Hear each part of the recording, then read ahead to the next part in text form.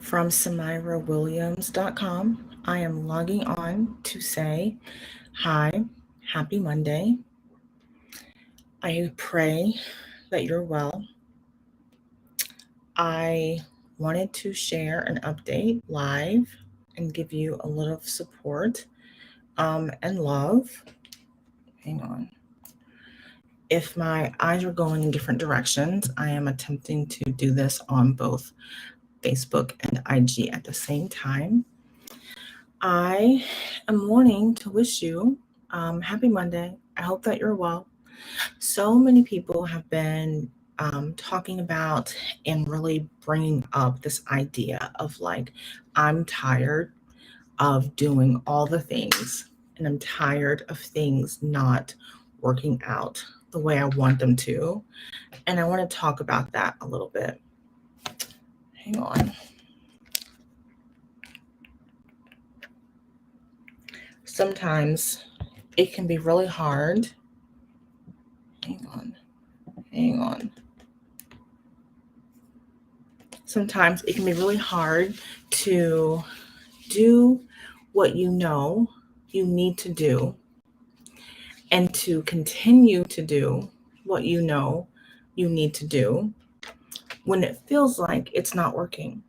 And so I want to just talk about some ways that we can continue to chop the wood and carry the water, as a mentor of mine says. Doing the things in life that we know we need to do, whatever it is, the business, the home, caring for our kids, caring for our pets, moving through um, depression or anxiety or PTSD or seasonal affective disorder. Sometimes the fall and winter is very hard for people. I can so relate to that. Sometimes continuing to go on when you feel like you've been continuing to go on for a really long time and you're still not where you want to be can feel challenging. It can feel, my shirt looks weird, sorry. It can feel like you have been going on for like ever and you're ready to be um, at the place, at the destination, like at your goal. You're ready to be there and you don't feel like you're quite there yet. I hear you. And those of us who are on a trauma recovery journey and we're trying to integrate all that we've healed and move through, some of you might be in the earlier stages of your recovery journey and things might feel hard still. They might still feel like, God, I can't do this. You might be at the beginning or in the process of recovery, and it just feels so challenging handling life on life's terms. I get it. I believe we're all recovering from something.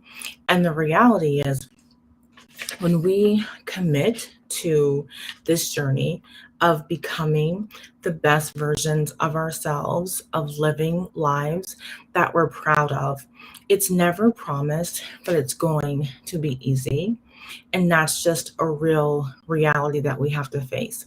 And on the flip side of that, some of us are facing challenges, journeys that feel unnecessarily hard. Like we've been dealt a terrible hand of cards and we're so ready to like give the cards back. It's like we want a new round of cards.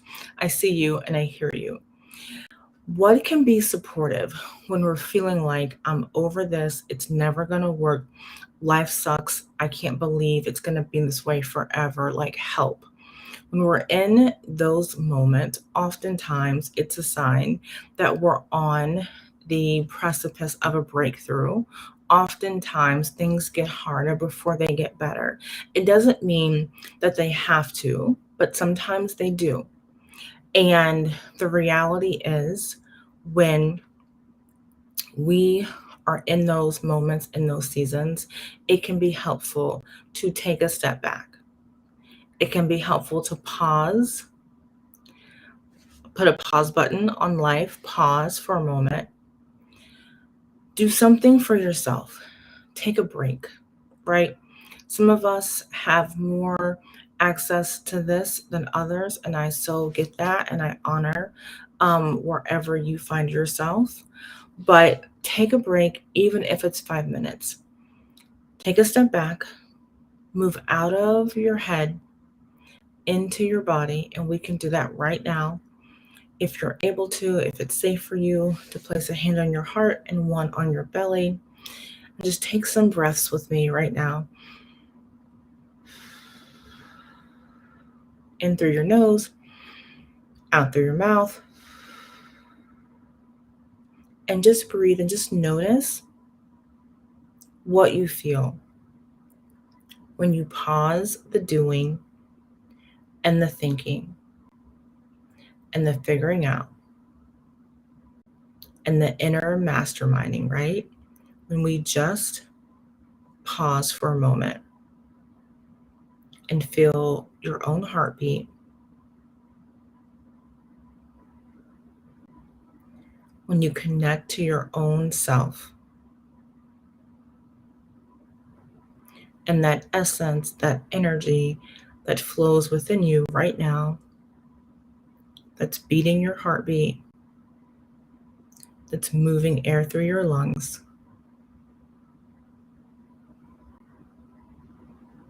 And you just pause and you just notice your own life force energy. And you offer gratitude for it. Acknowledging things could be better, acknowledging things could be different, acknowledging it might be painful right now to be in your own experience. Acknowledging that, and also acknowledging that you're alive, that there's breath in your lungs, that you're not in this alone, even when it feels like that. I invite you to tap in to whatever you believe in terms of a higher power. Many of us call that God, Goddess, Source, whatever you acknowledge. Tap in to that source of strength for yourself and just acknowledge that we need help sometimes. Like we need to do this thing called life in a higher power strength, not our own. Doing it on our own sometimes is the harder way to do it. And it feels like sometimes that it's the only way to do it, but that's not true. We can turn our struggles, our cares, our frustrations, our traumas, our pain over to this infinite presence that can hold it with us so that we're not holding it in our own strength. When it comes to trauma recovery, sometimes the most challenging part of it can be feeling as though you're all alone in whatever you're doing. The healing, the recovering, the figuring it out, it can feel overwhelming because it can feel like we're alone in it. You're not. And I want this to be a reminder that you're not alone. You didn't come this far just to come this far. And God is doing more than you realize on your behalf. Sometimes when we're in hard seasons, going on is the hardest part and the most necessary part. And so to make this experience easier, I would invite you to take a break, to nourish yourself in some way. A walk, a bath, a nap, a 5 minutes of just breathing, listening to your own heartbeat, asking for help in some way from a partner, a friend, whoever you have. If you don't have anyone, I know some of us don't, really tap into that energy of a higher power. and ask for strength, ask for support, divine intervention, divine support. Find a way to move your body, even if it's for 2 or 3 minutes, one song. Put one song on and dance to that one song. If you're really like not in a good spot and you're feeling really tired and your mood is low, I get it. I've been there so many times. It doesn't even have to be a fast moving song. It can be a slow song. And if the best you can do is like moving your wrist and maybe rolling your ankles around, moving your neck around, that's perfect. You just want to get the energy moving some way in your body, because stuck energy often produces the feelings that we don't want to feel. Emotion is energy in motion. And so when energy is not in motion and it's trapped or stuck, we begin to feel negative emotion. And so whatever emotion that we feel is fine. We just need to move it through our bodies. Doing something in nature. Many of us are moving into the winter months, and I so get that. Finding a way to be outside in some way, even if it's for a few minutes, just to feel the temperature, just to feel the elements, breathe it in, some fresh air, and you will notice a difference. You will notice how it can help quiet your mind. The other practice that's so important is taking a moment to be with this inner you, this inner child inside of you. Taking a moment just to notice how you feel underneath whatever you're feeling. So if you're frustrated and you've got every right to be, it's perfect. Maybe ask, what am I really angry about? If you're feeling scattered, it's fine. It's so fine. It doesn't feel fine, but in the big scheme of things, it is fine. Tap in and notice, okay, what feels overwhelming about this? Am I running for something? What would I rather be doing instead of X, Y, and Z? You might talk to your inner little one and say, how can I support you? How can I help? How can I be here for you? Let's move through this together. Connection, compassion, belonging can create forward movement. It can create momentum forward and move us out of that stuck place. When we're in a hard season, maybe a messy middle of a season where we're not going forward, but we're not going backward, we're not moving forward in the way that we're wanting, and things aren't as bad as they used to be, but we don't feel like we're like moving forward. We're not over the hump yet. I really invite you to ground into focusing on what is working. What's working? Is anything working? Search your mind, really feel into that. Is anything working? Oftentimes it is, even if it's not fancy and bright and like rainbow like, something's working. It might be a tiny thing, but something in your life is working. Focus on what is working. It's not to disregard the things that are not working or out of alignment, but what we focus on expands. And so when we're in an attitude of nothing's working, this is miserable, that's all we tend to see. When we move more into things are working out for me, even if they feel really hard right now, it opens up your perspective to focus on the good, on what is working. Hi, Luana. It helps you to focus on what you do have control over. We have more control over things than we realize. And our mood and our vibration really impacts that more than we think. And I get it. I've so been there. The past few months have been challenging for me as well. And I know it can be so easy to focus on what's not working, on how we're feeling, on the overwhelm, on, the money that's not there, on the weight that we haven't lost, on the kids that are not listening, on the medical thing that's giving us a challenge, right?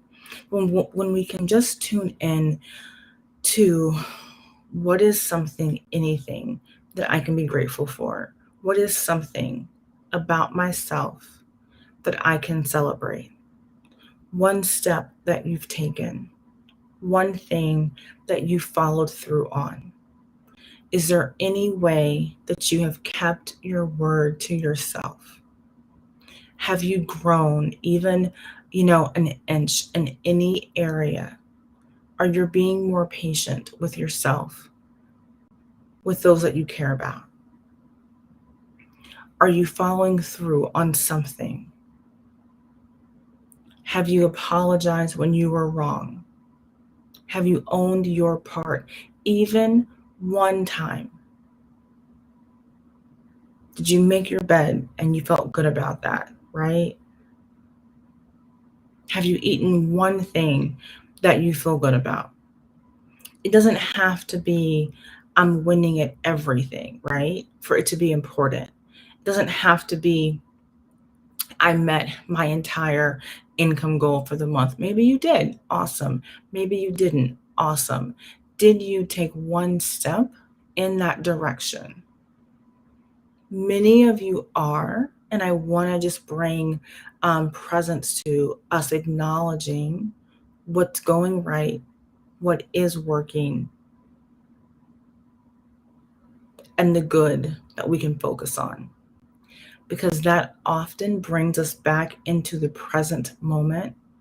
That's the thing that can move us out of dissociation and just feeling bad about ourselves and creating self-fulfilling prophecies. It can really move us into the space of intention and out of this negative loop that can keep us in the energy of what's not working, it's not working. It's so powerful that we sometimes overlook it because it feels too simplistic. So I want to remind you to spend some time with that inner one whenever you can. It can become a practice for you. The more that it becomes a practice, the easier it becomes. Even when you're in moments of distress, lean in and just feel into, what am I really needing? What is my younger part needing? It might be a hug. It might be sleep. It might be some structure, knowing what's happening next, some certainty, some downtime. For many of us, it's like we need more fun. We need more play. We need more ease. I've been practicing, limited phone time on the weekends and really just being present with my family, not on my phone, not checking emails and messages that can wait, right? Not even having the phone in my bedroom at night. It's really been a powerful experience to realize the world's not going to stop turning if you don't answer the message or if you don't get the whatever it is in that moment or in that same day. Most of the time things are going to be okay. Certainly I check it, right, just to make sure, but it can be small things that can create more freedom and more ease for your nervous system. When we create patterns and routines that feed that fight and flight and freeze response, the more that we are recreating that in our life, the more that we can move into ease and presence and space and really making space for ourself, our whole self, our today self, and our past self, having grace, right, for our past self as we come back into one integrated being. The more that we do that, the more that we just ground into that practice, the more peace that we feel, the more okayness that we feel. Hi, Allison. It can be so important just to give ourselves space and grace to move through any season that we're moving through. Some of us are going through hard seasons, and it's been hard for a while now. For some of us, it's been hard for a long time. And for some of us, things were going fine, and then all of a sudden they're not, and it's taken you by surprise. Wherever you are, I see you and I honor it. And I want you to know that you're doing better than you think you are. That bad times, bad seasons don't last forever. Even if you're going through like an extended one, the tide has to turn at some point. It's our job to hold on, to hang on, to find a different way to see it, because how we see it can shift so much, whatever it is. If we shift how we're seeing it, how we're looking at it, how we're talking about it, the situation itself will shift. And so I hope that this is helpful. I would love to hear what you're taking away from today. Is there one thing that you can really take in as an experiment, just to play around with this week or today even? One state of mind that you're going to experiment with, maybe focusing on the good, maybe really living from a place of gratitude. What am I grateful for? Even if things aren't going how I want them to be, how can I focus on one thing that I am grateful for? Mindfulness and presence and really elevated consciousness is how we heal trauma. Really shifting how we see things, how we think about things, and how we're able to shift the neural pathways in our minds is how we heal and move through trauma and really make thriving a consistent state in our lives. But it happens day by day, one practice at a time, one mindset shift at a time, and one practice of regulating one's own nervous system at a time. And we're going to go deeper into how to do more nervous system regulation and how to really create your life around that as a way of life, so that it becomes a way that you live and not just something that you do when everything is a mess, right? And so I'm excited to share more of this with you. I pray today was helpful. I love being here with you. If you're taking away something from today's talk, I'd love for you to post it below. If you're on the replay, #replay, I'd love to celebrate that you were here. And I will be back soon for more heart chats. Bye for now.